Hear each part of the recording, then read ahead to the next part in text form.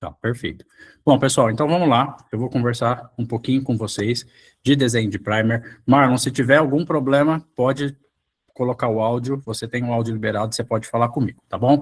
Então, boa tarde novamente, meu nome é Danilo Espósito, eu sou pesquisador na Faculdade de Ciências Farmacêuticas de Ribeirão Preto, trabalho com imunometabolismo modulado por infecções virais, e a gente conversando com vários alunos, a gente entendeu que existe uma problemática muito grande na parte de desenho de primers, apesar de ser quando a gente pensa que é uma coisa corriqueira de um laboratório, principalmente de biologia molecular, muitas pessoas ainda têm algumas dúvidas de como desenhar um bom primer, como fazer a avaliação desses primers, validação desses primers. Então, hoje, a gente vai falar um pouco relacionado para diagnóstico de vírus, tá, pessoal? Mas esse desenho de primer, ele funciona para qualquer outra técnica que vocês vão fazer. Expressão gênica, detecção de bactérias, então, hoje a gente vai ter uma aula geral de como desenhar bons primers, tá? Então, qual que é o objetivo da aula de hoje e o que no final da aula vocês vão ser capazes de fazer com a informação que você tem aqui? Primeiro, a gente vai entender o que é um primer, quais são os critérios para a gente desenhar um bom primer, em questão de tamanho, temperatura de melting, porcentagem de G e C, e especificidade e eficiência desses primers. Tá? Depois a gente vai aprender na parte mais viral como que a gente faz para adquirir algumas sequências para que a gente possa desenhar os primers, como que a gente olha para essas sequências e seleciona a sequência que a gente quer escolher, tá? O uso de algumas ferramentas de bioinformática, essa aula é uma aula para ser mais democrática, acessível para todos, então vamos usar praticamente somente coisas que são gratuitas, tá, pessoal? Nada que você precise comprar. Eu vou citar alguns outros softwares que a gente pode utilizar, mas principalmente a gente vai usar o Primer 3, que é o mais comum para desenho de primers. E depois a gente vai fazer uma validação. A gente vai fazer uma validação em sílico, verificar esse primer, se ele é um bom primer, e vamos fazer uma PCRzinha virtual para verificar se o primer está anelando no que eu preciso, tá? Falando em primers, a gente precisa primeiro contextualizar e saber o que é um primer. Então, os primers, eles são oligonucleotídeos, tá? Então, pequenos fragmentos formados por nucleotídeos, que eles vão servir de ponto de partida para a síntese de DNA. Aqui eu coloquei durante a replicação ou PCR, porque lembrando que quando a gente tem a replicação do nosso DNA dentro das células, a gente também vai ter um primer que vai ser necessário para que a polimerase estenda a fita ou copie a fita, tá? Lembrando que a gente tem uma enzima chamada primase que vai colocar um primer de RNA, esse primer vai sair depois, mas isso ocorre naturalmente dentro das nossas células.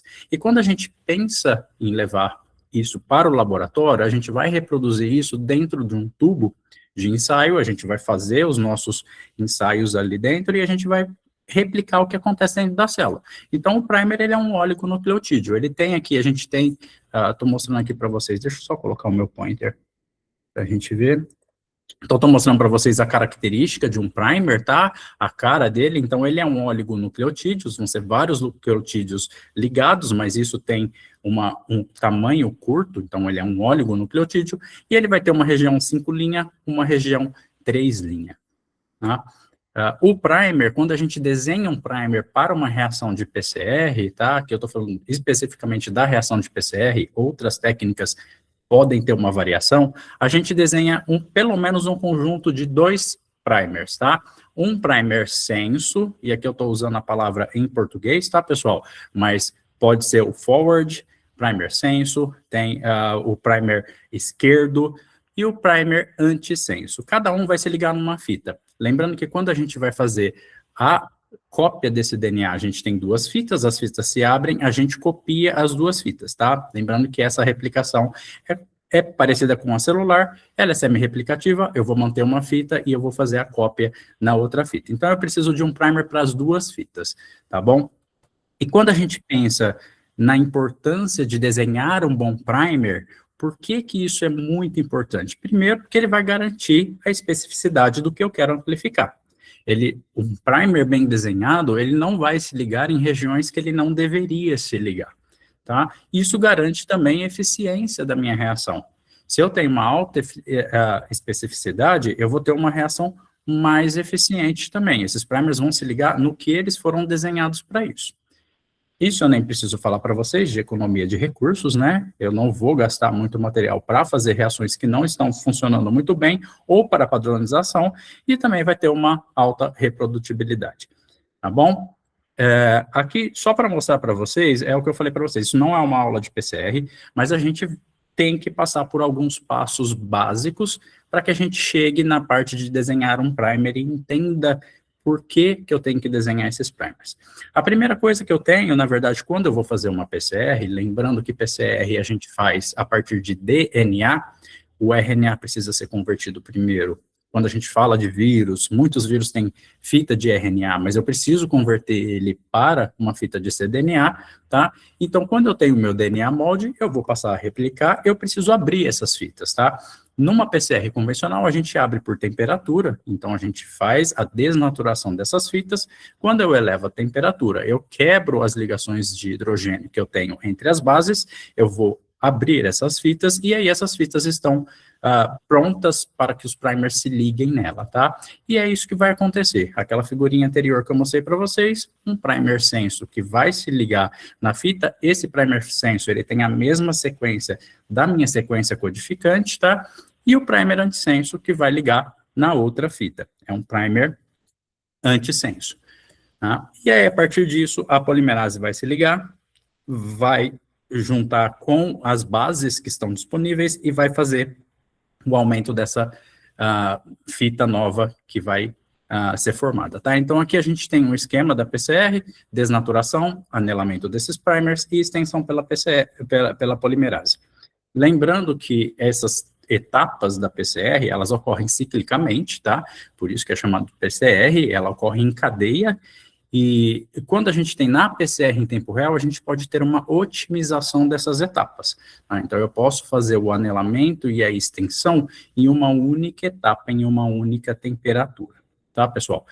Bom, mas estamos falando de primer, né? Aqui saiu um errinho, depois eu corrijo.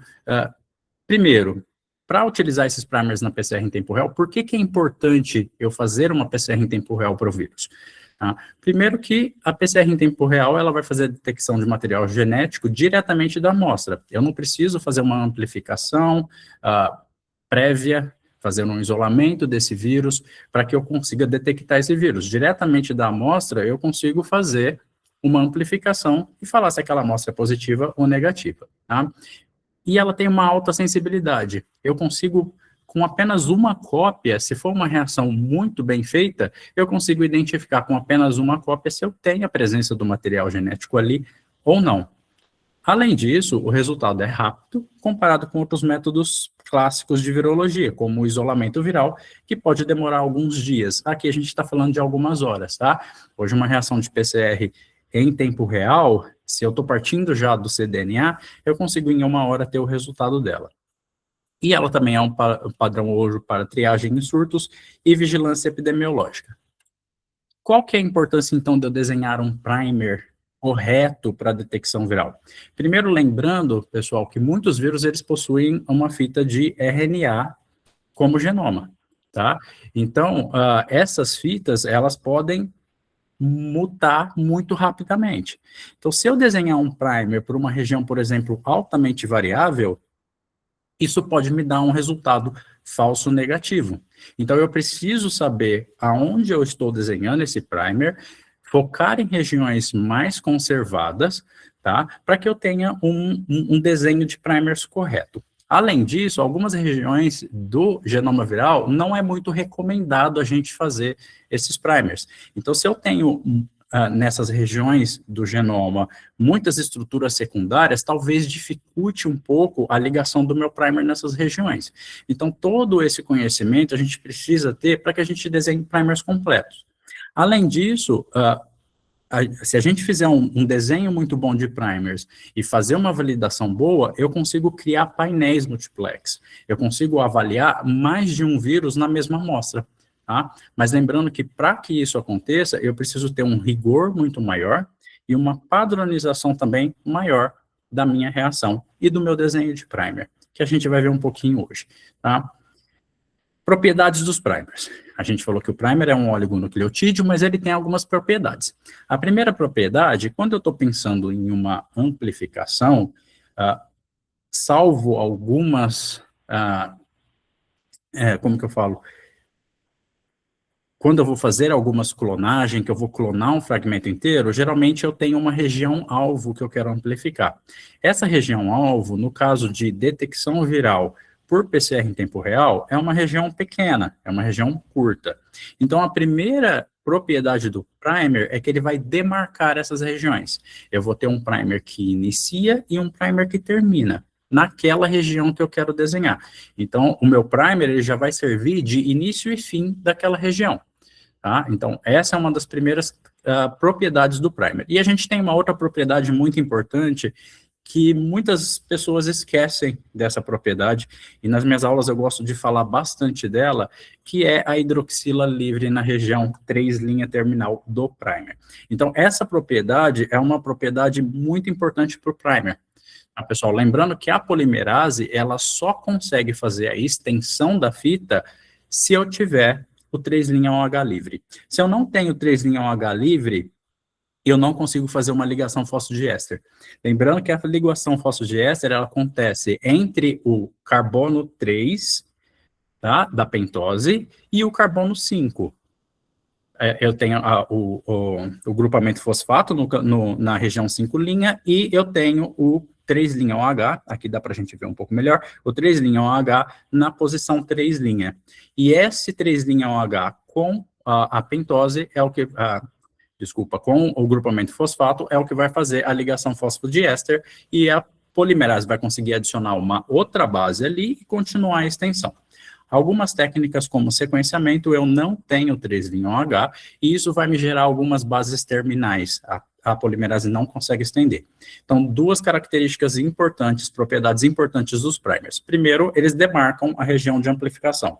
E segundo, eu tenho a hidroxila livre na região 3' terminal, que permite a extensão pela polimerase, tá?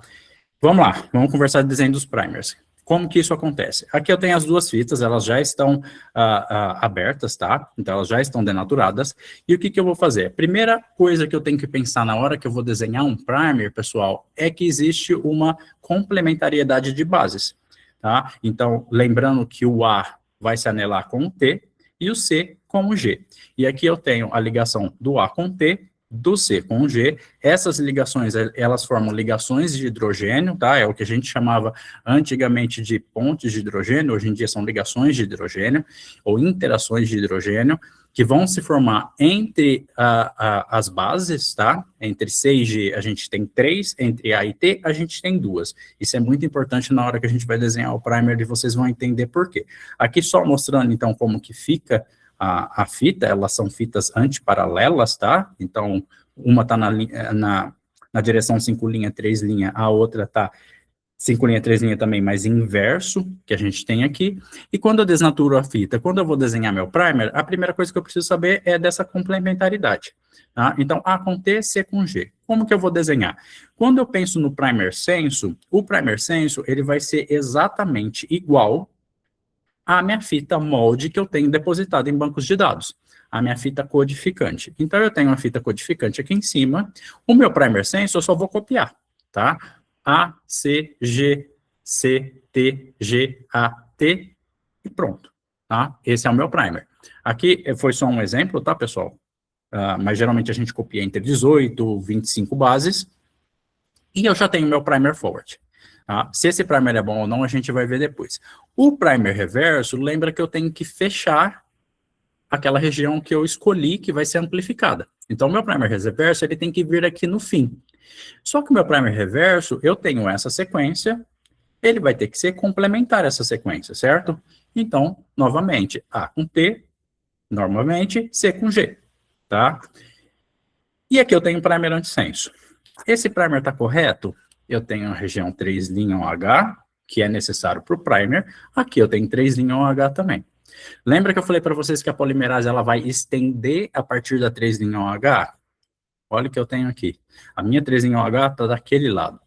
Então, aqui não é simplesmente eu fazer a complementaridade de bases. Eu tenho que fazer a complementaridade reversa de base. Então, se eu usar esse primer, ele não vai funcionar na minha reação. O que eu tenho que fazer, então? Eu tenho que reverter ele. Eu tenho que lembrar que a polimerase sempre vai fazer do 5' 3', porque ela precisa dessa região 3' OH livre, tá? Então, eu lembrando disso, eu reverto esse primer, tá? Ele continua exatamente com a mesma complementaridade que a gente tinha antes. Só que a região 5' está do lado direito e a região 3' está do lado esquerdo. Agora sim a polimerase consegue estender daqui para frente, tá? Qual que é o problema quando a gente olha isso? Quando eu vou pedir um primer, eu sempre peço do 5', 3'. A gente sempre pensa do 5', 3'. Então, o meu primer, na verdade, aqui eu coloquei, desculpa, eu esqueci de falar para vocês, eu deixei um site aqui que faz o reverso complemento, tá, pessoal? Não é muito difícil de fazer, a gente pode fazer a complementariedade aqui e só virar esse primer, mas eu também posso jogar a sequência dentro de um site de bioinformática, eu gosto bastante desse daqui, e ele simplesmente vira para a gente, ele me dá a sequência reverso complemento do que eu preciso.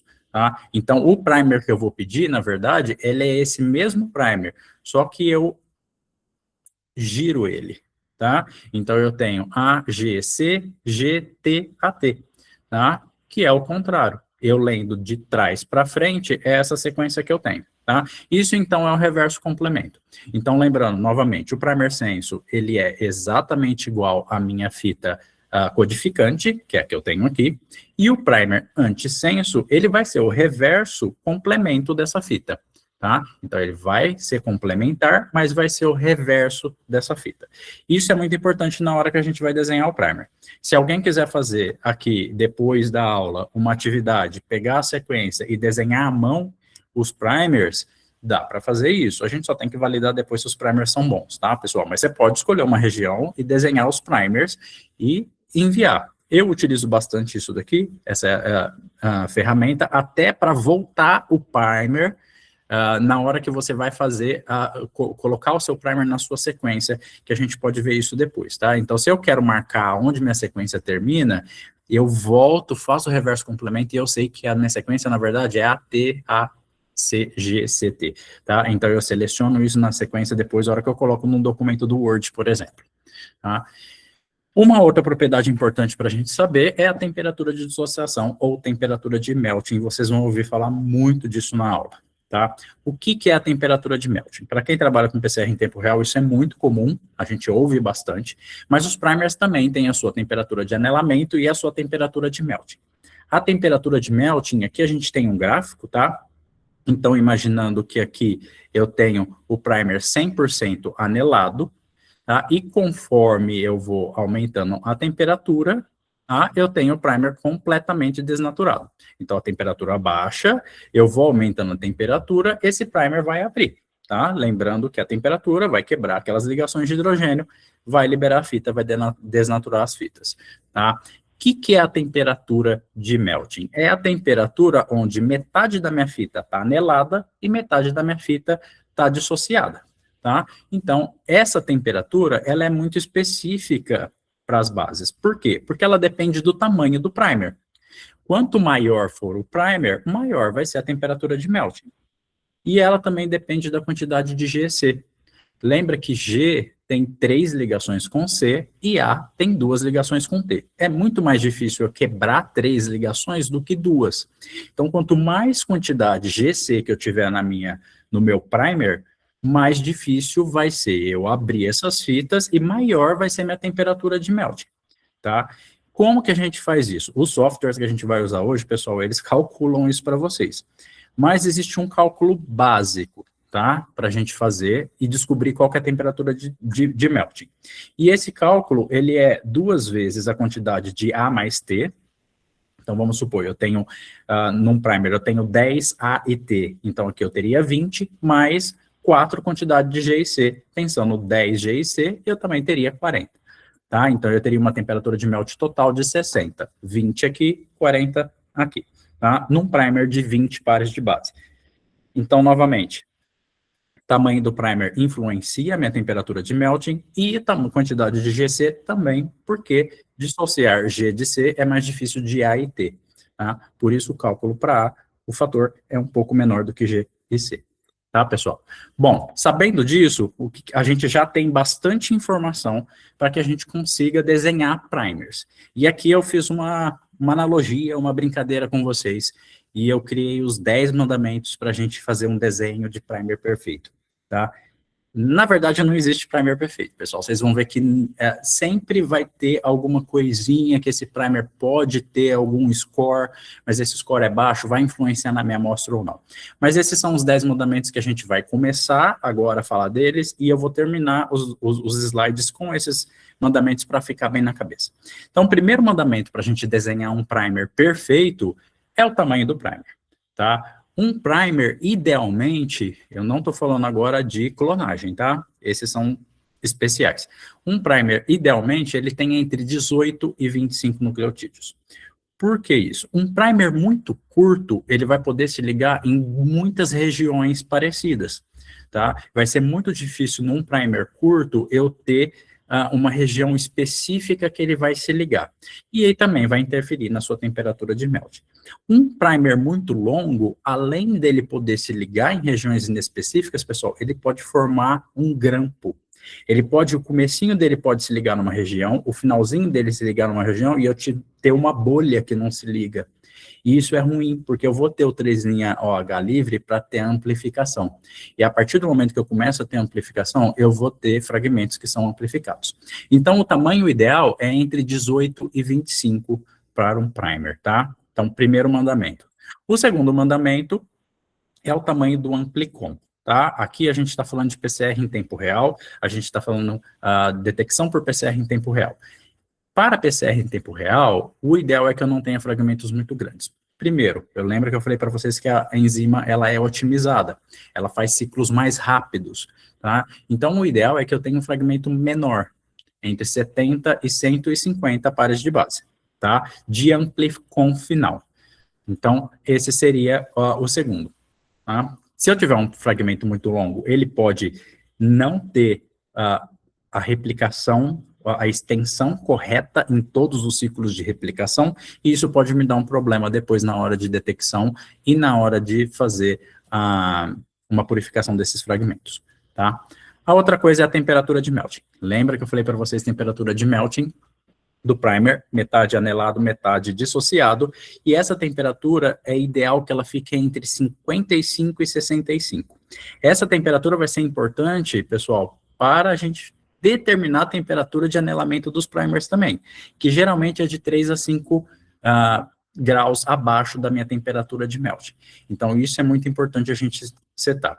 A diferença também entre a temperatura de melt do primer senso e antissenso, ela não pode ser maior do que 5 graus. A gente vai desenhar hoje, vocês vão ver que eu vou colocar bem menos que isso. Por quê? Se eu tiver uma diferença muito grande, isso vai interferir também na temperatura de anelamento. Eu posso ter um primer se anelando e o outro primer não se anelando. Então, essa temperatura ela tem que ficar equiparada. Ela tem que ser parecida para que minha reação ocorra. A quantidade de GC, ela é muito importante e ela tem que ficar entre 40% e 60%. Se eu tenho muito mais G e C, lembra que minha temperatura de melting vai ser maior, minha temperatura de anelamento vai ser maior, vai ser muito difícil de eu dissociar as fitas e eu não vou conseguir fazer uma reação de PCR, tá? Presença de grampos grampos de GC na extremidade 3', tá? Isso a gente chama de GC clamp. O que é isso, pessoal? Aqui eu coloquei um desenho, eu fiz um desenho, não tá dos melhores, mas para mostrar para vocês o quê? Se eu tenho, lembra que eu falei para vocês que G e C tem uma ligação mais estável por ter 3 ligações de hidrogênio? Então ela é muito mais estável e mais difícil de soltar. Se eu tenho a presença de G e C na extremidade 3', isso facilita muito com que eu não tenha uma liberação dessa extremidade. Porque é aqui que a polimerase vai se ligar. Então, ela vai formar como se fosse um cadeado. Ela vai fechar o meu primer nessa região.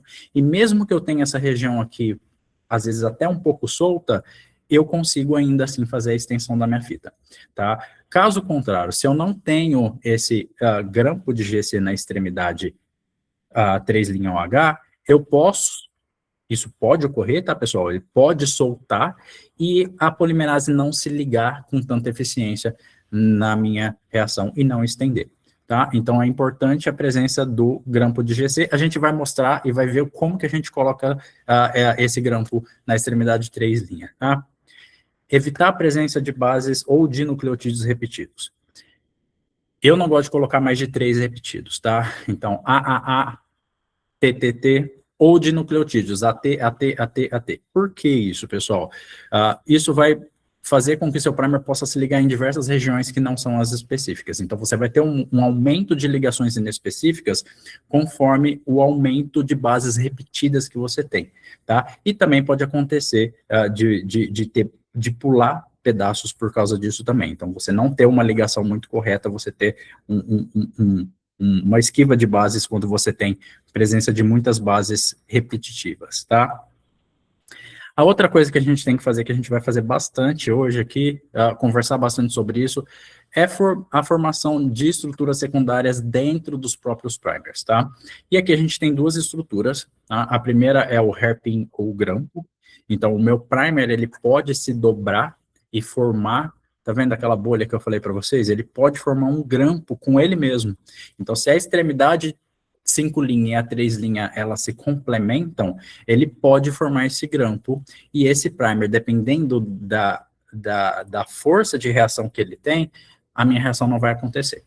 E ele também pode formar dímeros entre os primers, tá? E a gente vai fazer um desenho de sonda hoje também, que vai complicar um pouquinho mais a nossa vida, mas ele pode formar um homodímero com primer senso, ou antissenso com antissenso, ou o senso com o antissenso, que seria um heterodímero.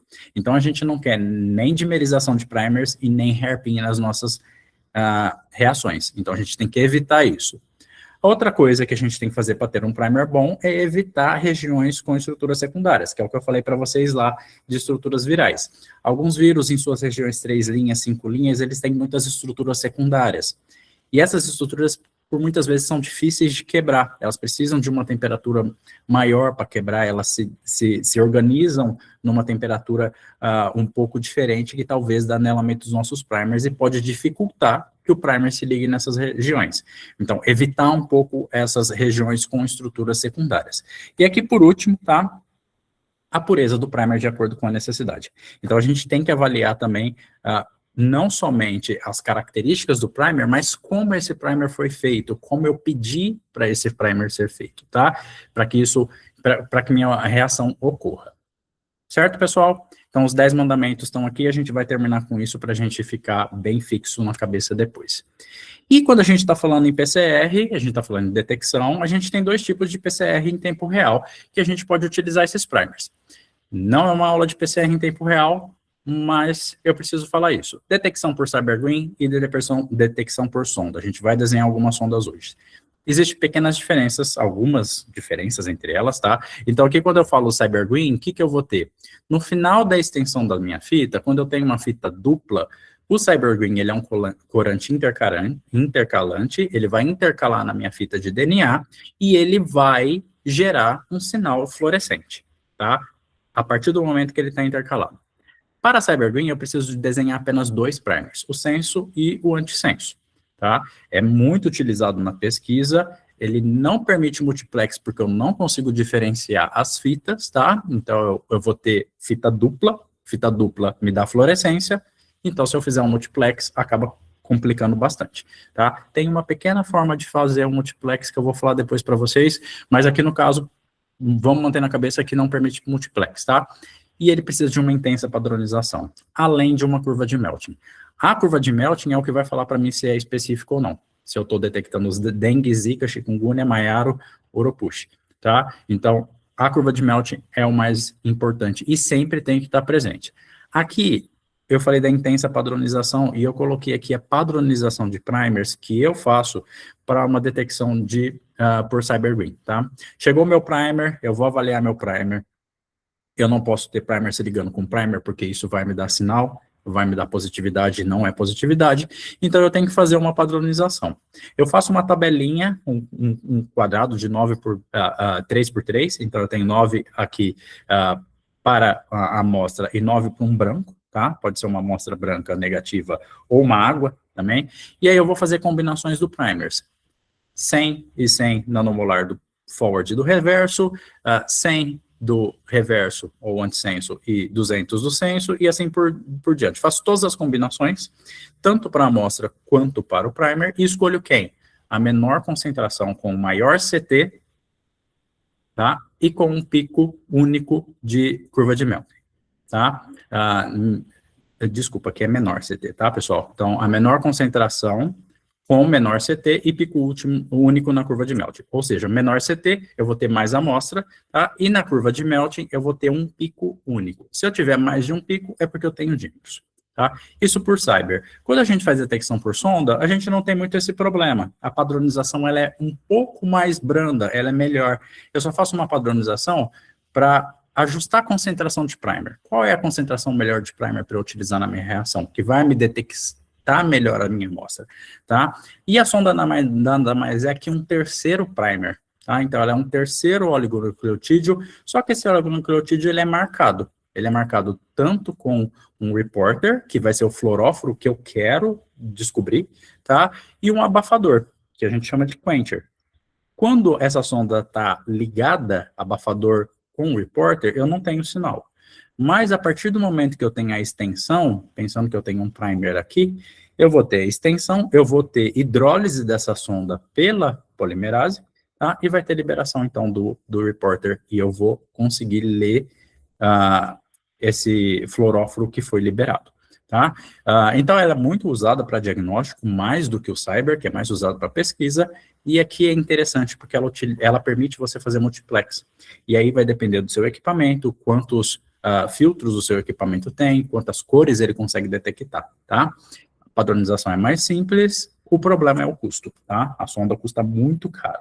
Aqui, só para colocar para vocês os fluoróforos que a gente tem, os diversos fluoróforos, e que a gente pode utilizar, o comprimento de onda de emissão deles, para a gente detectar no equipamento, e aqui as opções novas de quencher, tá? Mas a gente tem alguns quenchers antigos, como o Tana. Então, essas duas detecções. Então, para CyberGreen, eu preciso somente do primer senso e antissenso. Para a sonda, eu preciso desenhar a sonda, que é um terceiro primer, tá? Tem suas vantagens e desvantagens. Para eu desenhar um primer, a gente já está chegando na qual a gente tem um fluxo de trabalho. A primeira coisa que eu tenho que fazer é definir a minha sequência, tá? Qual a sequência que eu vou utilizar, o que eu vou amplificar dentro da sequência, o que eu quero ver. E para isso a gente utiliza bancos de dados de sequências, e aqui eu coloquei sequências virais, porque a gente está fazendo, a gente vai fazer de sequências virais hoje, e a gente está conversando sobre diagnóstico de vírus, tá? A gente tem diversos bancos de dados, o NCBI Virus, tem diversos que você consegue a sequência, e eu posso usar uma sequência minha também. Uma sequência que foi feita de sequenciamento, uma sequência que eu consegui, fiz uma metagenômica, eu quero desenhar, eu tenho uma sequência, eu posso utilizar. E a gente vai aprender a pegar essas sequências hoje, tá? Eu só chamo atenção aqui, porque vai ser a única vez que eu vou falar sobre isso, tá? Lembra que a gente está trabalhando com vírus, aqui a gente vai fazer o Zika hoje, e aqui eu trouxe um exemplo do Zika. Isso é um alinhamento, tá, pessoal? Esse é um alinhamento meu de amostras brasileiras do Zika. E o que a gente tem aqui? Lembra que o Zika é um vírus de RNA, e ele muta bastante. E a gente vai ter algumas variantes e algumas mutações dentro dessas variantes que a gente vai verificar, tá? E aqui eu estou mostrando 2 pontos que eu tenho variações ou mutações. Primeira coisa, eu evitaria desenhar primers para essas regiões. Mas se eu quero, vamos supor que os que têm A são Zika africano e os que têm C são Zika asiático. E eu quero detectar os dois. Eu quero desenhar um primer que eu detecte os dois. Tá? Como que eu faço isso? Primeira coisa, eu posso desenhar um primer degenerado. O que são primers degenerados? A gente tem as bases A, T, C e G, tá? Que é o que a gente tem aqui, A, T, C e G. Quando eu vou desenhar um primer, quando eu vou fazer um primer, eu posso trocar a codificação dessas letras. Ao invés de colocar A, T, C e G, eu tenho mais um uma porção de letras que eu posso colocar, e cada letra vai significar uma coisa. Então, essa tabela, ela mostra para mim, na verdade, por exemplo, A com C, eu tenho um M, tá? Então, quando eu vou mandar desenhar meu primer, eu mando um M nessa posição, tá? Eu não vou mandar nem o A e nem o C. E a empresa, o primer já sabe que naquela posição ela vai ter ou um A ou um C, e ela vai fazer os primers com A e C, tá? E aqui é a tabela, a gente tem todos esses, e quando a gente coloca um N, pode ser qualquer uma das bases, tá? Então eu tenho todas essas combinações com letras diferentes, e que quando eu vou desenhar o meu primer, eu tenho que ficar em mente.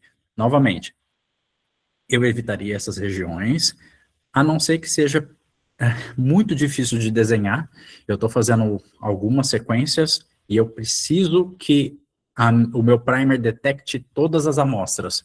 Então, é um vírus que muta muito e aí eu preciso fazer um primer degenerado. Tá? Ou então, às vezes, vírus muito próximos, que eu quero fazer um pan-vírus, que eu quero detectar eles, eu posso usar os primers degenerados para isso, tá, pessoal? Então, a partir da sequência, a gente vai trabalhar com as ferramentas de bioinformática para desenho desses primers, tá? Tudo aquilo que a gente falou nos 10 mandamentos, a gente vai aplicar aqui.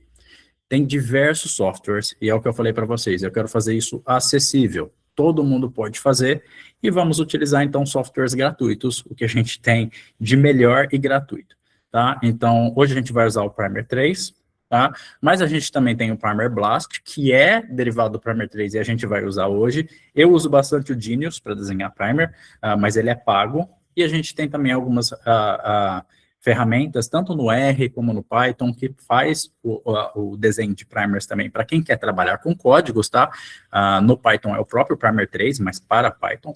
Então, tem diversas ferramentas, tem mais um monte aqui, tá, pessoal? Se vocês colocarem no Google, vocês vão ver que tem um monte de ferramentas. A maioria você tem que fazer cadastro, são de companhias, tipo Termo. Então, hoje a gente vai trabalhar com a melhor delas, que é o Primer 3, tá? E depois a gente vai fazer uma análise desses primers. A gente vai ver como que esses vários estão, como esses primers estão, vamos fazer um alinhamento de sequências básico num BLAST, tá? E vamos avaliar aqueles parâmetros que eu falei para vocês de dímero, formação de hairpin e uma possibilidade de multiplex, tá? E no final a gente vai conversar como que eu faço o pedido desses primers. Eu tenho a minha sequência, o que eu preciso mandar, quais são os parâmetros que eu mando para a empresa que são importantes para desenhar os primers, para que minha reação ocorra e que funcione muito bem. Vamos lá, então, hora da prática. Eu vou trocar aqui, pessoal, para apresentação na web, tá? Então, o que a gente vai ver hoje agora aqui, primeiro é como que eu pego as sequências. Eu trouxe o NCBI, tá? Então, dentro do NCBI, a gente tem diversas ferramentas. Eu tenho o RefSec que eu posso procurar, eu tenho o NCBI Virus, mas a gente vai trabalhar aqui, tá? Eu decidi fazer com o Zika, tá, pessoal? Só foi bem aleatório também, para não ser muito com o teu trabalho, ficar falando de chikungunya toda hora. Então, eu vou procurar sequências de Zika, tá? Aqui eu não vou procurar em todos os bancos de dados, eu posso procurar em todos os bancos de dados e triar depois, mas eu vou direto em sequências de nucleotídeo, tá? Para quem conhece o NCBI, aqui eu tenho diversas ferramentas, proteínas, eu tenho RefSec, eu tenho PubMed, mas hoje eu vou em nucleotídeos porque eu quero sequências de nucleotídeos, tá?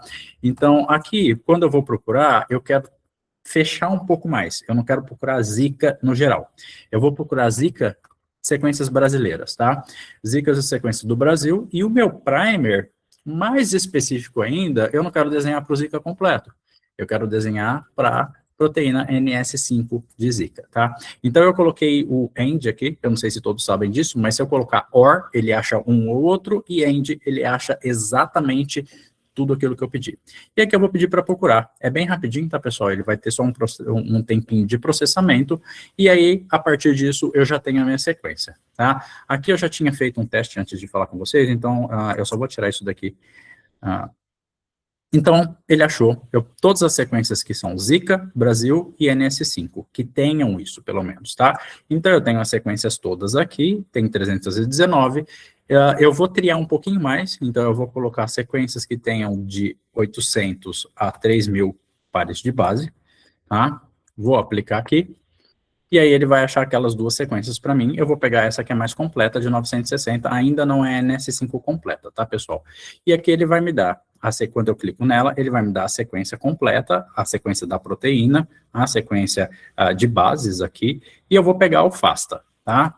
A gente trabalha muito com FASTA, tá, em bioinformática, então FASTA tem esse sinalzinho de maior aqui na frente e um cabeçalho, e depois a gente tem a sequência. Bom, vou copiar essa sequência, e eu recomendo para vocês fazerem isso também. Abre um arquivo do Word, tá, pessoal? E aí cola a sua sequência nesse arquivo do Word. Ela vai vir meio estranha assim, porque eu tenho um Enter aqui no final dessas sequências, então eu dou um Ctrl U, tá? E eu substituo, na verdade, todos os Enters, tá? Então, eu ponho o chapéuzinho e o P, substituir tudo. Eu não vou fazer no resto do documento, mas aí ele já me dá, então, agora a sequência mais certinha, tá? Então, essa sequência é a sequência que a gente vai desenhar os primers. Esse documento que eu falei para vocês, eu deixo geralmente para todos os meus primers, sequência, a sequência completa, o primer que eu desenhei, a sonda e o meu amplicon final. E vocês vão ver por que isso é importante depois. É bom deixar isso bem salvo no nosso computador para que algo ocorra. E aí a gente vai no primer 3, tá? Quando a gente procura por Primer 3 no Google, pessoal, ele vai te dar algumas opções. Tem o Plus, tem o Web, o Plus é o mais completo, é o que a gente vai trabalhar hoje aqui. Essas características aqui a gente não vai mexer, tá, pessoal? Aqui é só se a gente quer colocar alguma tarefa, então, quero primer de clonagem, e aqui ele já tem uns pré-prontos, algumas sugestões pré-prontas que a gente não vai mexer porque a gente vai fazer tudo hoje, tá? Então, a minha sequência vai ser o NS5 de Zika, o nome do meu primer, né, da minha tarefa que eu estou fazendo aqui hoje, e eu vou colar a minha sequência aqui nessa região. Aqui eu tenho algumas opções. Eu posso incluir ou deletar partes, ou pedir para ele desenhar o meu primer em partes específicas. Então, por exemplo, eu quero que o meu primer seja desenhado nessa região em azul aqui, tá? Então, o que eu vou fazer? Incluir essa região, tá? Ou eu faço um target, tá? Então, o meu target é essa região, eu não quero essas regiões. Ou eu posso excluir também. Então, vem aqui, você tá vendo que tá vindo tudo para cá, tá? Então, aqui eu tenho a região que eu não quero, eu tenho a região que eu preciso que ele inclua, e o meu target. Ou regiões que o meu primer precisa estar em cima dessa região, por exemplo, aqui. Aí você coloca manualmente a região que você quer. Mas a gente vai trabalhar com a região com o primer completo. Aqui embaixo, ele vai pegar o primer censo, tá? Que é esse left. O primer right, que é o antissenso. E aqui tem a opção de pegar a sonda, tá? A gente vai ativar essa opção, tá? Para ele pegar a sonda. Depois eu vou conversar sobre esses quadrados aqui embaixo, tá, pessoal? Então, aqui no geral, tá tudo certo. Se eu quiser já clicar em pegar primers, ele já vai desenhar os primers de acordo com o que eu coloquei aqui, mas com as características normais, que é o que a gente vai aprender a mexer agora aqui. Primeira coisa, é um primer para PCR em tempo real. Então, lembra que eu falei para vocês que o produto final desse primer, o meu amplicon, ele tem que ter um tamanho específico. Aqui ele te dá todos os ranges de tamanho, vocês podem utilizar todos, tá? Mas eu não quero isso. Lembra que eu falei? Entre 70 e 150. Danilo, eu tô restringindo muito, tá difícil de desenhar o primer, eu posso aumentar para 200? Pode, tá? Então, vai depender muito de como vai ser o desenho dos primers naquela região sua. Tamanho do primer, entre 18 e 25, tá? Ótimo, 20. Se ele conseguir desenhar no 20, é ótimo. Então, esses são os parâmetros que eu tenho aqui. ATM. Lembra que eu falei que a ATM, ela, do primer, ela vai ficar mais ou menos entre 55 e 65, tá? Então, eu posso deixar 55 e 65 aqui. Ótimo, 60. Essa parte a gente precisa mudar, tá vendo? Porque eu falei para vocês não usar as características, só pegar os primers nos settings gerais dele, porque aqui ele não diferencia, o primer pode ter a diferença de TM quanto for, vai até 100 aqui, tá? E não, na verdade não é, eu vou restringir para 2, tá? Lembra que eu falei para vocês não mais do que 5, mas eu sou bem criterioso com isso aqui, tá? Porcentagem de GC, que é muito importante também, entre 40% e 60%, o ótimo em 50%, isso a gente já conversou naqueles mandamentos lá, e essa parte aqui, pessoal, a não ser que vocês saibam muito bem do kit que vocês vão usar, eu não mexo, tá? Porque essa daqui é a concentração de sais que a gente vai ter na nossa reação.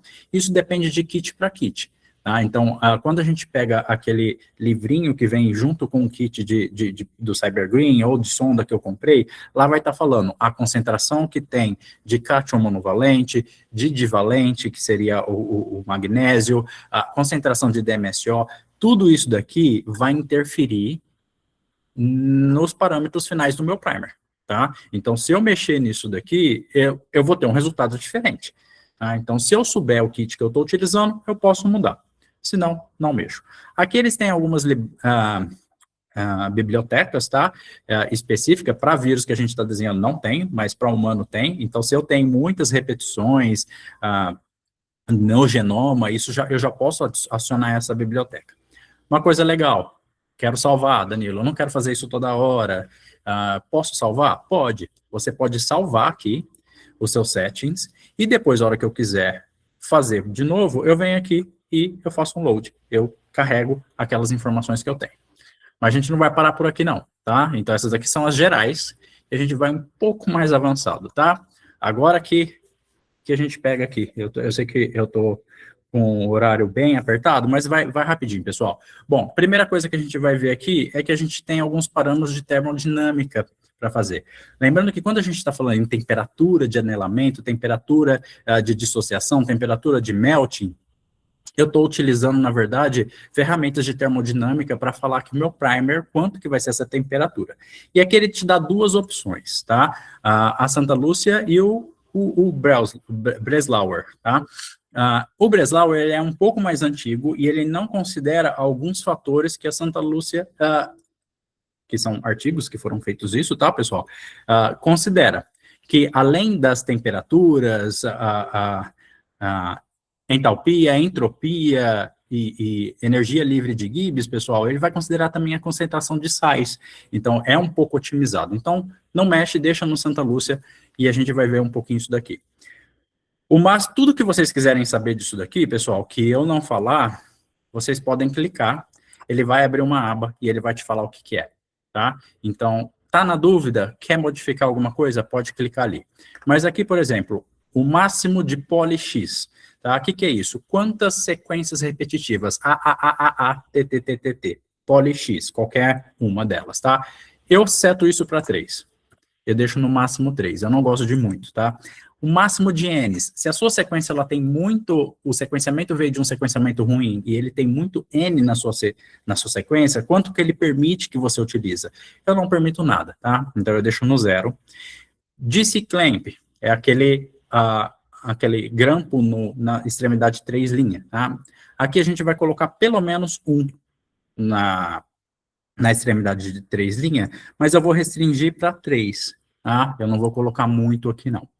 Número de primer que ele vai retornar para a gente, pode ser 10, pode ser 20, pode ser quantos vocês quiserem, tá? Essa parte de junção 5 linha, 3 linha, não usa muito para vírus, é mais para quando a gente tem introns e exons, tá, pessoal? Então, aqui a gente não vai entrar muito nesses detalhes.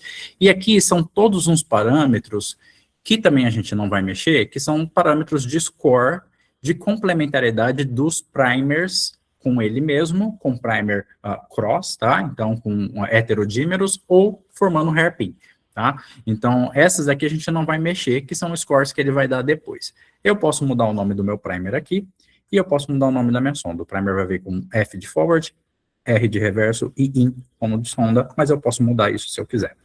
Aqui é importante, se você quer fazer... Lembra que eu falei que o CyberGreen não permite fazer multiplex? Mas se eu quiser fazer um multiplex com CyberGreen, desde que meus primers não interajam entre si, eu desenho primers muito bem, eu posso diferenciar pela temperatura de melting do meu produto, tá? Então, eu já fiz isso, funciona, tá? Mas é um pouco difícil de você fazer. Por exemplo, eu quero fazer uma amplificação dengue e chikungunya, na mesma reação, usando o CyberGreen. Eu vou ter 4 primers. 2 para dengue e 2 para chikungunya. Primeiro que esses primers não podem interagir entre eles, formar nenhum tipo de estrutura. Tá? Segundo, eu preciso de uma curva de melting muito diferente entre eles. Então, por exemplo, a minha temperatura de melting do meu produto, para a hora que eu for fazer a curva de melting para chikungunya, eu posso setar ela para, por exemplo, 65 e para dengue para 80. Tá? Se eu fizer isso e eu conseguir desenhar os primers com o meu produto de TM, eu consigo depois, pelo final da minha reação, na temperatura de melt, separar quem é dengue e quem é chikungunya, numa reação multiplex, tá? Mas é um pouquinho difícil de fazer isso justamente porque os meus primers não podem interagir. Aqui é da sonda, tá? A gente tem a mesma coisa, eu quero escolher uma região, eu quero inserir uma região na sonda. A sonda, pessoal, ela tem que anelar no meu DNA numa temperatura um pouco maior do que o primer, tá? Então, aqui, o que eu tenho que fazer? Eu vou ter que aumentar essa temperatura. Eu coloco aqui, vamos colocar 20, 25 e 30, tá? De tamanho da sonda. E a temperatura de ligação da sonda, eu vou colocar aqui 60, 65 e 70, tá? Eu quero que essa sonda, ela se anele primeiro. Por quê? Se o meu primer anelar, lembra que eu estou trabalhando sempre numa temperatura fixa de anelamento e extensão. Se meu primer anelar primeiro e ele começar a estender, a sonda pode não entrar e eu não ter hidrólise dessa sonda. Tá? Ela pode não se ligar, e aí eu não tenho amplificação. Tá? Na sonda, a gente vai mexer nisso e aqui na quantidade de GC, tá? Lembra, 40, 50, 60, que é o que a gente conversou anteriormente, tá? Se eu estiver passando muito rápido, pessoal, essa aula vai ficar gravada, eu vou colocar ela depois no YouTube para vocês. As penalidades, a não ser que você tenha assim, olha, eu preciso que a penalidade maior é para a quantidade de GC. O GC para mim é primordial, então aumente a penalidade. Por que eu estou falando isso? Para não mexer aqui. Ele não coloca parâmetros, tá? Então, quanto que eu quero, qual que é um parâmetro bom para uma penalidade? Então, a gente analisa a penalidade depois, tá? E é isso, pessoal. Aqui a gente trabalhou tudo que a gente conversou lá e a gente vai clicar em Pick Primers, tá? Ele vai me dar o resultado, é muito rápido. E aqui, o que eu tenho? Ele me achou alguns primers, tá? Ele vai me dar o primer senso, left, a sonda e o primer right, tá? E ele vai me dar alguns parâmetros que a gente vai ver o que é. Aqui eu tenho a sequência, onde cada primer se ligou, tá? Eu posso já pegar esse primer e já mandar fazer. O primer 3, ele dá os primers para você numa sequência de menor penalidade. Então, o primeiro primer vai ser sempre o melhor, tá? Lembra que eu pedi 10. Então, qual que é a penalidade para o primer forward? É 0,3. A penalidade para a sonda é 3 e a do reverso é 0,2. A penalidade final, 0,5. Se eu for para o próximo primer, eu tenho o primer 2 aqui, então eu tenho 0,3, 1,7, 0,39, mas aqui a penalidade total é um pouco maior. A penalidade vai de acordo com essas estruturas que são formadas e com o que eu pedi para o meu primer. Lembra que eu falei para vocês? Então, o que você pedir é o que ele vai determinar. Então, o que eu tenho aqui? Aonde começa o primer, forward, tá? Ou senso, o tamanho dele, a TM dele está dentro do que eu pedi, tá? A porcentagem de binding é o quanto que ele vai se ligar na minha fita aqui, tá? De acordo com a concentração de sal que eu coloquei, tá, pessoal? A quantidade de GC tá dentro os 40% e 60%. Esse N é se ele forma algum tipo de estrutura, ou entre os primers, tá? Então, o primer entre ele, o homodímero, tá? Ou heterodímero. Então, aqui, no caso, o N não tem nenhuma estrutura, tá? Aqui é se ele forma dímeros na extremidade 3' terminal. Também 0. Esse daqui, pessoal, esse daqui, na verdade, é o template binding, tá? Então, é um score de template binding, então a gente não vai entrar muito nesse fator aqui. E esse daqui é o hairpin. Esse primer, ele tá super legal, ele não forma nenhum tipo de estrutura, não forma hairpin, não forma dímeros, ele tem uma estabilidade boa e tem uma penalidade boa também, tá? Então, ele tá ok. A sonda, ela já tem, na verdade, a formação de hairpin. Então, tá vendo esse score de hairpin? Como que eu avalio esse score? Esse valor que eu tenho aqui, pessoal, é o valor de temperatura de melt. Tá? Então, o valor de score que eu tenho aqui vai ser o valor de score da menor temperatura de melting que eu tiver. Desculpa, da maior temperatura de melting que eu tiver aqui desses primers. E o que isso quer dizer para mim? Esse hairpin, ele vai ser formado mais ou menos nessa temperatura, ou ele vai... se eu tiver nessa temperatura, até essa temperatura, na verdade, eu tenho esse hairpin. E aqui ele me coloca o DG, tá? Ele coloca o DG, o DH e o DS, tá? Que são aqueles fatores de termodinâmica que eu falei para vocês. O DG é a energia livre de Gibbs. Para quem lembra a energia livre de Gibbs, eu tenho valores menores que zero, tá? Valores negativos, e valores maiores que zero. Valores menores que zero, eu tenho uma reação exergônica, tá? Então, é uma reação que ela tem a probabilidade de acontecer espontaneamente. Valores maiores que zero é uma reação endergônica. Então, essa reação, ela vai precisar de trabalho, ela vai precisar de energia para acontecer. Por que eu falei isso para vocês? Vocês vão olhar esse valor. Quanto mais negativo esse valor, maior a probabilidade disso acontecer espontaneamente, tá? Maior a probabilidade, ou pior vai ser o seu primer, tá? Então, por exemplo, aqui eu tenho um DG no meu primer reverso de menos 5, tá? Aqui tá 5.000, mas a gente fala em quilocalorias, tá? Então, aqui seria 0,3, aqui é menos 5.000, tá? Então, menos 5, isso daqui é bom? Não, existe uma probabilidade grande disso acontecer. E qual que é o valor que eu seleciono? Eu, Danilo, seleciono menos 3, tá? Abaixo de menos 3 eu já não gosto muito de pegar. Mas não é só isso que eu vou olhar. O que eu vou olhar também? É essa temperatura de melting. Olha a temperatura que essa reação ocorre espontaneamente. 6,2 graus. Na minha PCR, eu nunca vou atingir essa temperatura, a não ser quando eu coloco lá no fim para manter a 4 graus indefinido, tá? Então, isso não vai acontecer.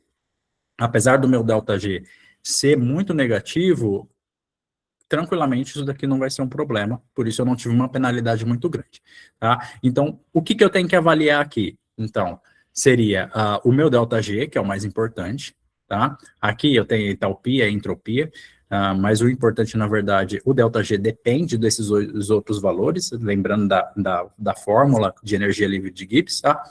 Então, o meu ΔG é o mais importante. E o que vocês vão olhar? ΔG, muito negativo, menor de 3, é aceitável até menos 5, menos 6 para primers, tá? Para hairpin, é um pouco diferente.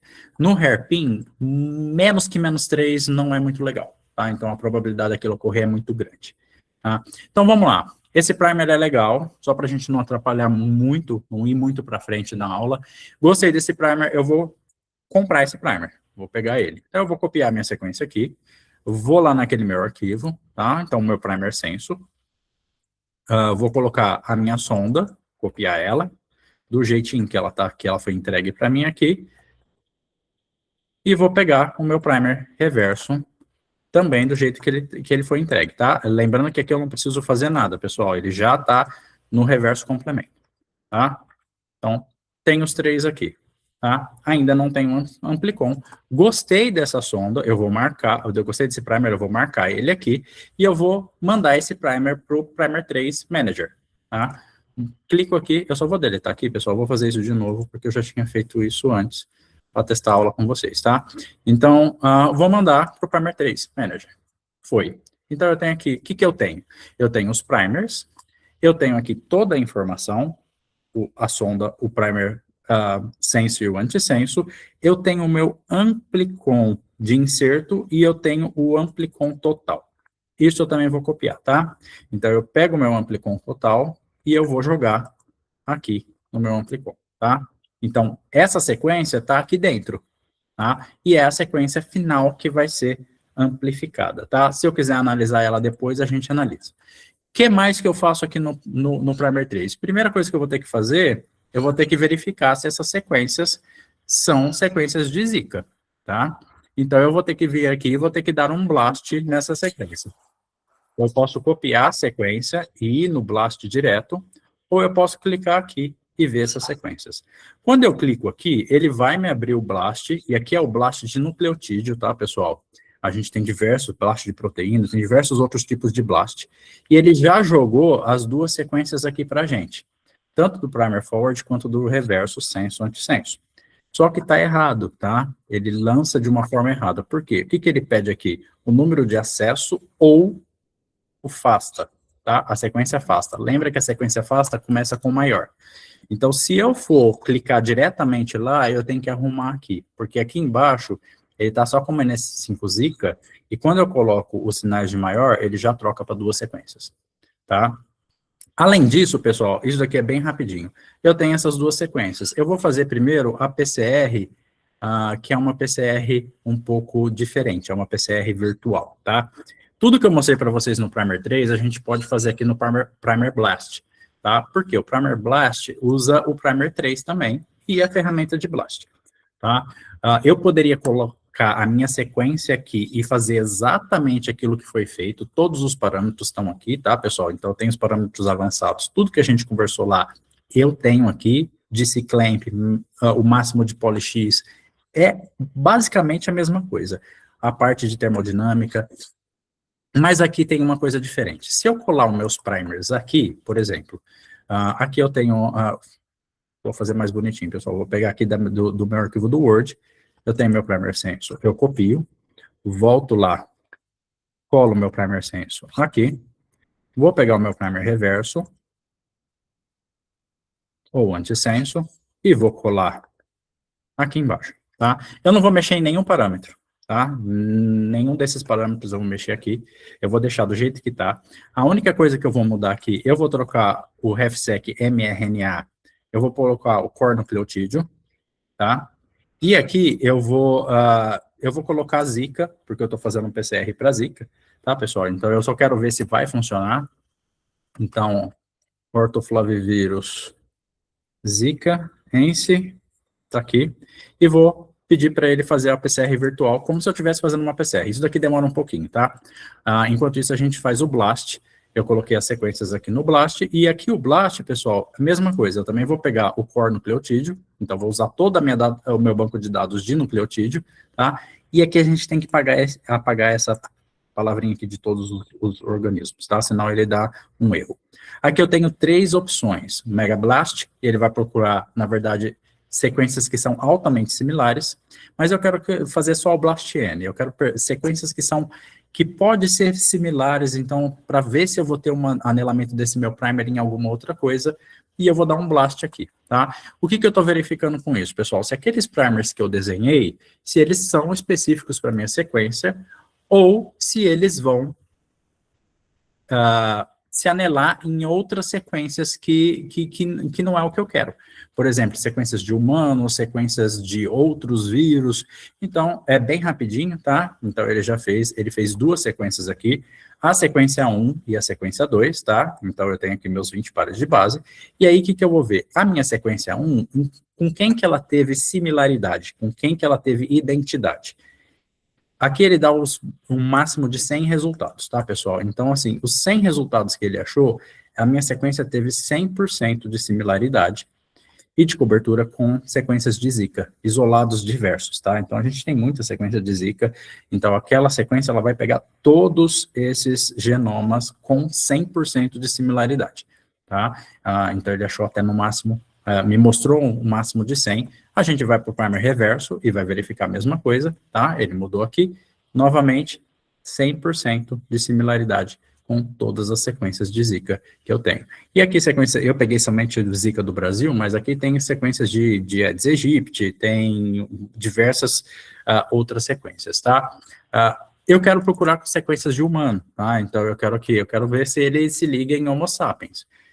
E eu também quero ver se ele se liga em dengue. Então, ortoflavivírus, dengue.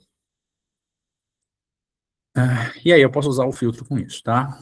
As minhas sequências, ela não encontrou nenhum resultado para Homo sapiens e nem para dengue.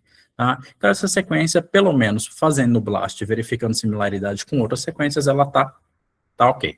Tá? Vamos ver agora, eu vou fechar aqui e eu vou ver aquela PCR virtual que eu fiz, baseado com minhas amostras de Zika, tá? Eu posso trocar isso daqui, colocar humanos, colocar dengue e verificar. Então, as minhas 2 sequências, o que eles fizeram? Ele fez essa PCR virtual, então o meu produto vai ser de 79 pares de base, tá? O meu primer forward, ele se anela completamente com o template dessa sequência e completamente com o reverso com essa sequência também. Se eu tivesse alguma diferença aqui, ele ia colocar a base aqui embaixo, tá? No template, tá, pessoal? Aqui é o meu primer, aqui é o template. E aqui ele fez a PCR, então todas aquelas sequências de Zika que ele identificou, os 2 primers se ligou e os 2 primers funcionaram fazendo uma amplificação de 79 pares de base, tá? Então, aqui tem uma lista imensa, pessoal. Eu vou baixar até lá no último, para a gente ver se tem alguma. Então, assim, ó, nessa lista imensa, nenhum deles foi diferente. Não teve nenhuma base, porque as últimas são as piores, não teve nenhuma base diferente, e eu tive 79 de Amplicon em todas elas, tá? Então, isso garante para mim que a minha sequência está boa. Então, o que a gente viu aqui?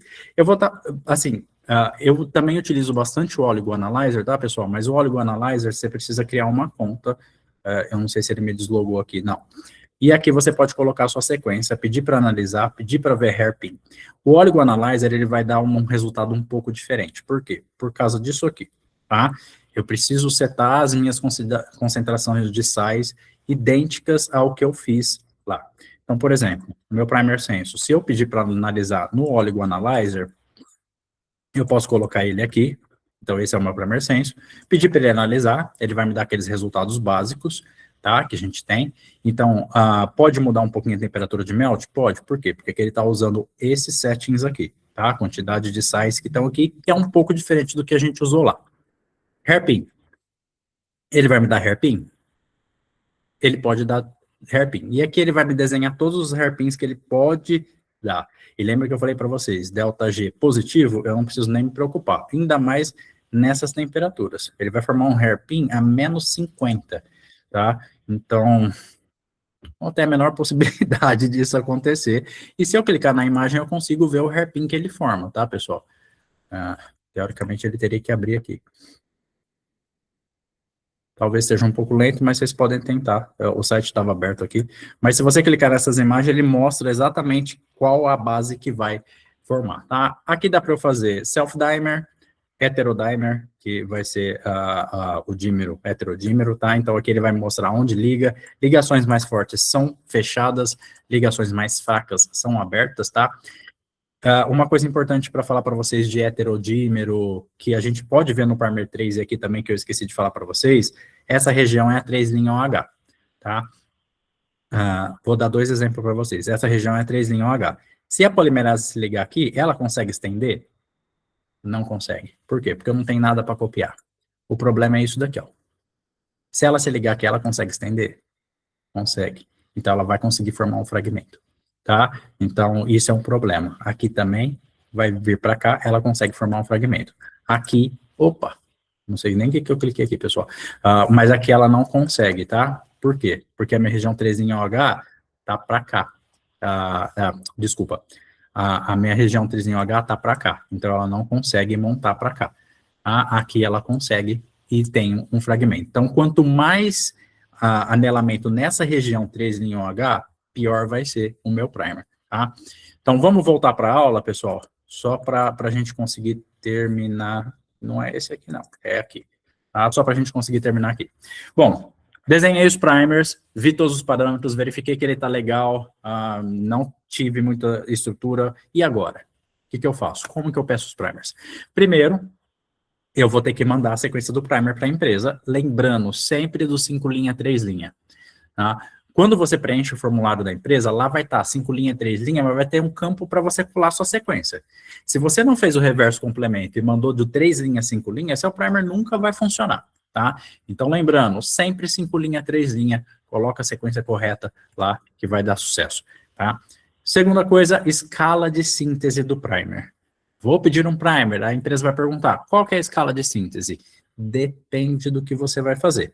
Tá? O que é essa escala de síntese? A escala de síntese é a quantidade de bases que eu coloquei no começo da minha reação. Tá? Então, se eu colocar poucas bases, eu vou ter menos primers, mas é suficiente para você fazer, depende do quanto você vai utilizar desse primer, eu posso pedir uma escala de 25. A gente tem essas 3 opções, de 25, 50, 100, 200, algumas empresas elas podem dar alguns outros tipos, tá? Então, o número de primers que eu vou ter, quantas reações eu vou conseguir fazer por com esses primers, tá? Então, quanto menor a escala de síntese, menos primers eu vou ter, tá? Marcadores, 3 linhas e 5 linhas. Marcadores de 5 linhas, lembra que é a sonda. Quando eu vou desenhar a sonda, pessoal, importante é evitar ou não colocar C e G na primeira base das 5 linhas, tá? Isso atrapalha a liberação do fluoróforo, então evite colocar, atrapalha a emissão de fluorescência. E o 3' vai ser o quencher. No 3' a gente pode colocar biotina, pode colocar outras coisas para purificação desses primers também, e quando você vai pedir é isso. Mas geralmente quencher e fluoróforo no 5', 3', tá? E aqui os processos de purificação. Muitas vezes algumas pessoas me perguntam o que eu peço, tá? Eu peço um primer dessalinizado, eu peço um primer HPLC, qual que é? Quanto mais puro, melhor. Um primer dessalinizado, vamos imaginar assim, eu coloquei uma quantidade de base, meu primer tem 20 nucleotídeos, tá? Nem sempre, na hora que vai adicionando bases, eu consigo completar os 20 nucleotídeos. Eu vou ter, às vezes, primers que tem 12, principalmente quando eu estiver mais no fim da reação, tá acabando as minhas bases, tá?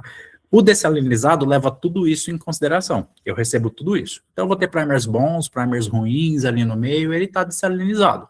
A maioria dos meus primers são bons, mas eu vou ter primers ruins. Quando eu faço um HPLC, por exemplo, eu separo por tamanho, ou por uma purificação por cartucho, como essa fase reversa, eu já tenho uma purificação um pouco melhor. É um pouco mais caro, tá? Mas eu vou ter certeza que todos os meus primers que eu estou recebendo ali, eles são bons, tá? O HPLC, pessoal, é essencial para a sonda. Eu não consigo pedir uma sonda dessalinizada, tá? Então, ela tem que ser no HPLC.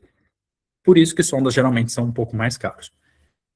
Então, quando eu vou pedir meu primer, é exatamente isso que eu vou ter, tá? Não vou ter muitas opções além disso. Às vezes, a maioria dos primers vem liofilizados, tá? Mas algumas empresas, elas permitem você pedir já em solução e às vezes até um combo de forward, reverse e sonda, tá? Então, vem apenas um tubo para você utilizar nas suas reações. Depende muito da empresa e da forma com que você quer pedir também, porque você pode pedir eles separados, tá? Aqui, a gente já passou um pouco do horário, eu deixei 2 extras para vocês, pessoal. Aqui é só um site. Eu quero desenhar um multiplex, tá? Eu quero fazer um multiplex. Como que eu vou avaliar esse multiplex? Então, eu tenho uma ferramenta específica para análise de multiplex. Então, eu posso jogar todos os meus primers e verificar a interação entre todos eles. Eu vou clicar aqui só para vocês verem. Ih, não sei como que faz. Eu acho que eu tenho que tirar o apontador, né? Então, se eu clicar aqui, ele vai... Teoricamente, ele iria abrir. Talvez ele esteja abrindo aqui.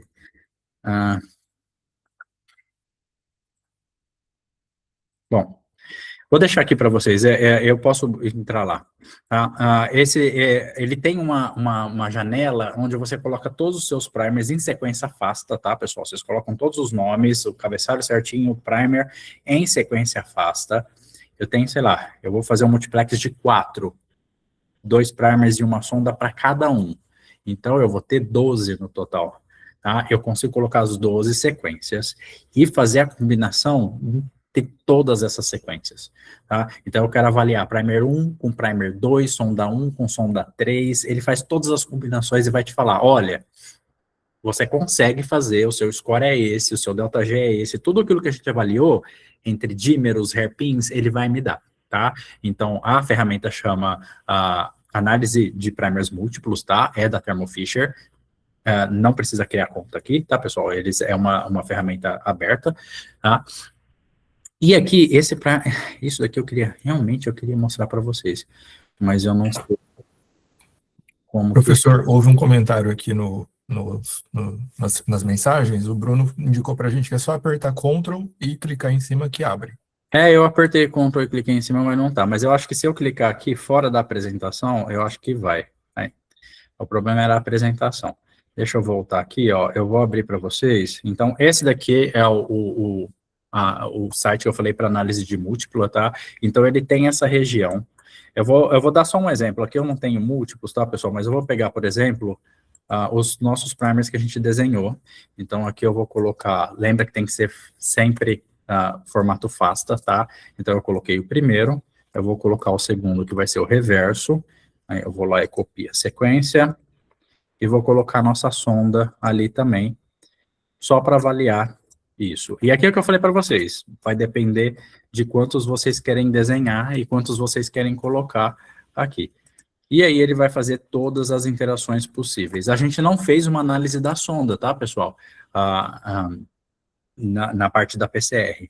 Mas aqui, o que ele vai me dar? Ele vai me dar todos eles, vai me dar um relatório completo. Eu consigo mudar essas concentrações aqui que a gente tem também, tá? Então, tudo que a gente conversou lá em concentração de sal dá para mudar.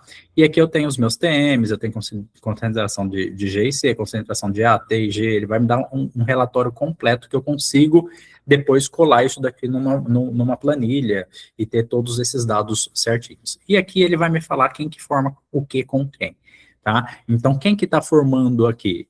Self-dimer, ele não achou nenhum.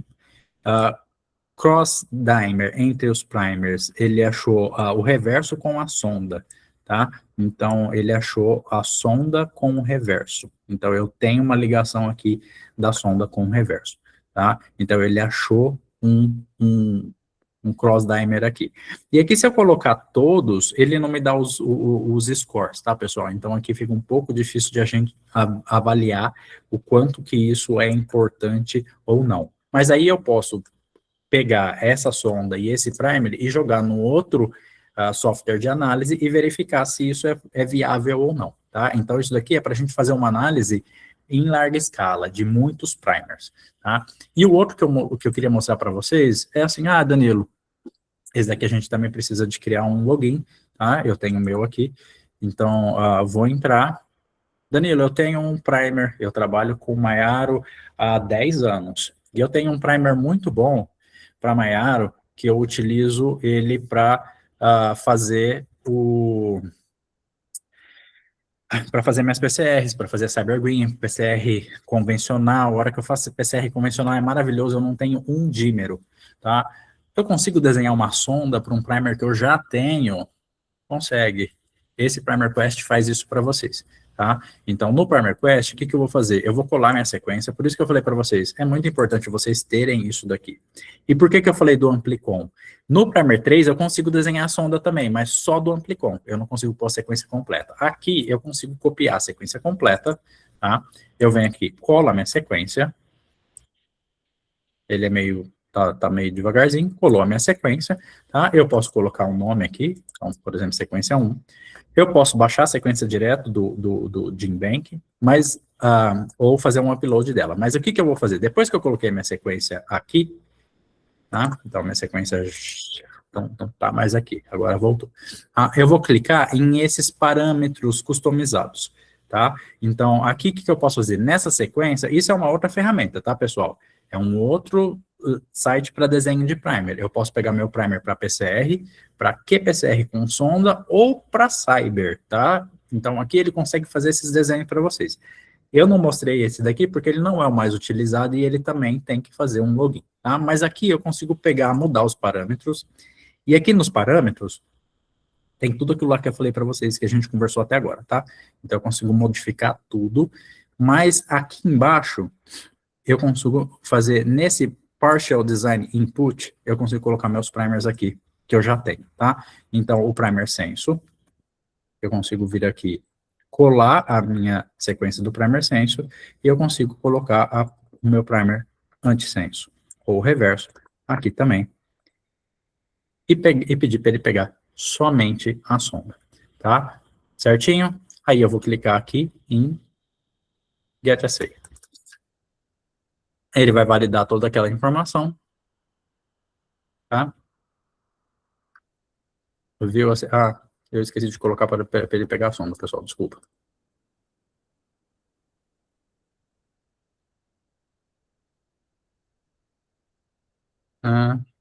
Aqui, ó.